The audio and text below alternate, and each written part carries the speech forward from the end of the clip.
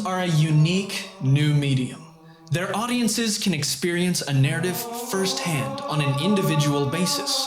No two people's experience with a game is ever exactly the same. Good video games use this to create exciting new avenues of entertainment and storytelling. Great video games combine this sensation of joy or this adrenaline rush with a ludo-narrative that draws the player in and gives them something meaningful to think about. They make you realize what is and isn't important, so to speak. But then there are the games that are created by wild visionaries with one purpose in mind. These are the games that bring you closer to God.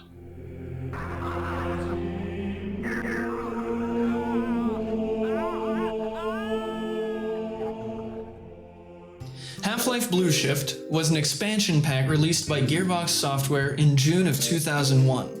That's 1 month before the critically acclaimed Final Fantasy X released, and 3 months before 4 terrorist attacks were organized and executed simultaneously by the terrorist group Al-Qaeda against the United States, resulting in 2,977 fatalities and over 25,000 injuries, as well as the demolition of the west end of the United States Pentagon and the destruction of the World Trade Center. The themes of Half-Life Blue Shift, which for the sake of simplicity I will now just refer to as Blue Shift, are a reflection of the period in which it was created.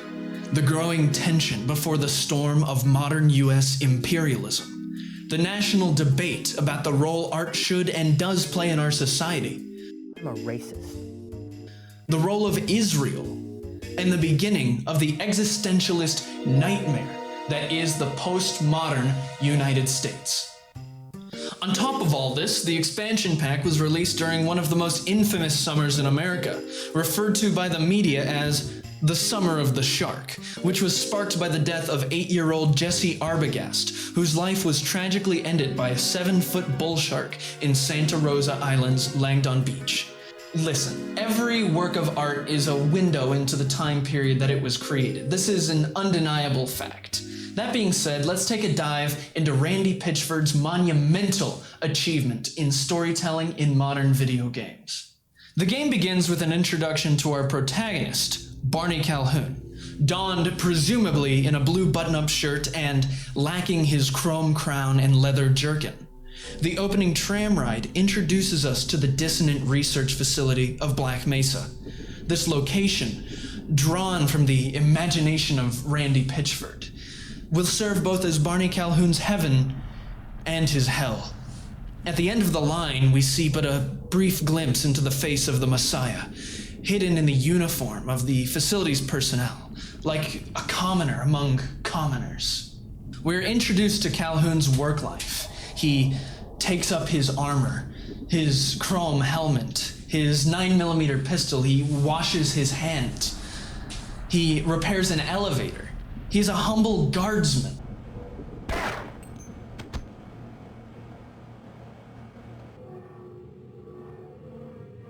Here again, Calhoun? Really? How many times do we have to tell you, you're not supposed to shoot the scientists? Alright, go on back to work. Just don't do it again. If you're waiting for the tram to Sector G, then you're probably better off walking. But much like Babel, or like Sodom and Gomorrah, order would soon be disrupted by chaos, as the hand of God would strike down upon them with fire and fury. Their den of lust and greed and unbelief would never be allowed to reach its apex, and would soon collapse. This act of God is never explained in the game. And to be honest, the game would be worse off if there was an explanation. It just happens. Like a wild whim of the Lord, in the midst of the Pentateuch of the Torah, chaos simply strikes the facility, and it is invaded by the wrathful and the otherworldly. It is here that Barney Calhoun's iconic character weapon is introduced. The crowbar. What follows is what feels like an aimless 40-year journey through the darkness of Black Mesa, battling both abomination and your fellow man as the chain of authority breaks down and all connection with God is severed. Like the story of Cain striking his brother with a rock. But when the rescue team arrives, they too exercise their cruelty, and they both resist the will of God and deliver fury upon the innocent. Listen, as we're taught in Exodus 21:12. Whoever strikes a man so that he dies shall be put to death. And so Calhoun, acting on one hand as an ancient of righteousness and on the other embodying the spirit of Cain, does lay his vengeance upon these evil men and destroys them.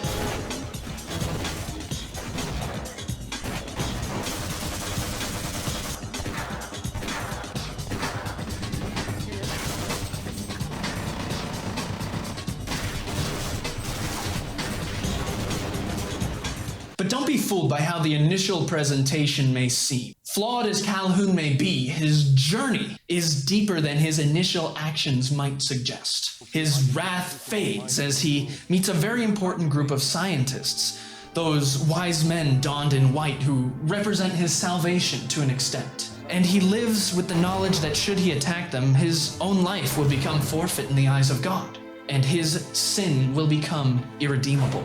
We meet our primary connection to the Jewish faith, Dr. Rosenberg, his Christian name being both a connection to the old Hebrew families who bear the name Rosenberg, but it is also a name that is famously tied to the couple Julius and Ethel Rosenberg, American citizens convicted and executed by the United States government for committing treason by spying on behalf of the Soviet Union. Their connection is enhanced by his character's presence as something of an unreliable and shifty character, an elusive figure always hiding in the shadows.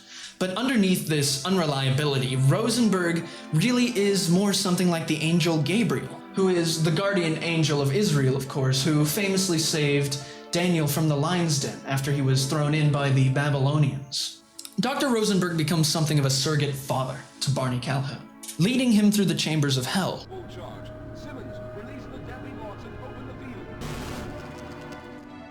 This game's depiction of hell is certainly inspired, rejecting the notions invented by the epic poem of Dante's Inferno, and instead creating an interpretation of it in a more Old Testament biblical sense. And the smoke of their torment goes up forever and ever, and they have no rest, day or night, these worshippers of the beast and its image, and whoever receives the mark of its name. Revelation 14:11. But for our hero, hell is not the end. One more excursion into the darkness of Black Mesa must be made, something of a reflection of the themes that we've experienced throughout the game until this point. Though hell may be strange and filled with both wonderful and terrifying things, the true horror of the situation is present in the basement and the underbelly of Black Mesa, the den of evil men. To be trapped here amongst evil men and demons alike, this is Calhoun's lowest point, where he risks becoming irredeemable and must preserve what little connection to God still remains in his heart. That is chaos. That is the belly of the beast. As though the basement were a great whale and he was trapped in its stomach. And after this final excursion, at the end of the long dark tunnel, our character finds his salvation and reinforces his connection to God. He is forgiven for his sin and dedicates what little time he has left in Black Mesa to offer his salvation to others.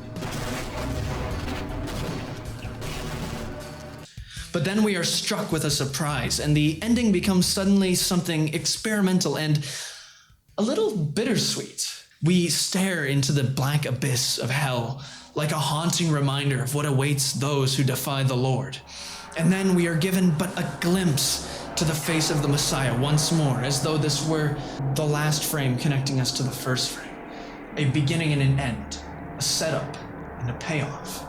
Returning from this terrible dream sequence, our character marches forward with his saved men, and like a band of disciples, they journey into the wastes of the deserts of Egypt, and our story reaches its conclusion. So, what does it all mean?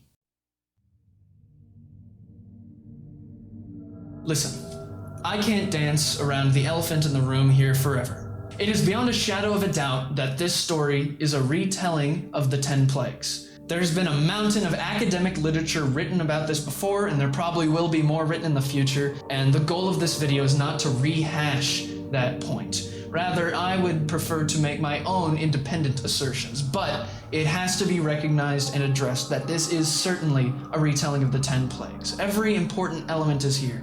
If you don't believe me, listen to this passage of the Bible and you'll see how it all connects. And if thou refuse to let them go, behold, I will smite all thy borders with frogs, and the river shall bring forth frogs abundantly, which shall go up and come into thine house, and into thy bedchamber, and upon thy bed, and into the house of thy servants, and upon thy people, and into thine ovens, and into thy kneading troughs. And the frogs shall come up both on thee, and upon thy people, and upon thy servants. That being said, I will attempt to approach this topic with respect and acknowledgement as I apply my own personal understanding of Jewish mythology to the mythos of Half-Life Blue Shift.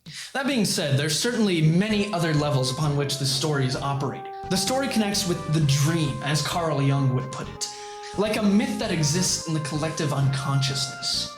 Death and redemption are themes that work hand in hand in this narrative. Barney Calhoun is on one hand the spirit of Cain, and in the other, his own reflection of the Messiah.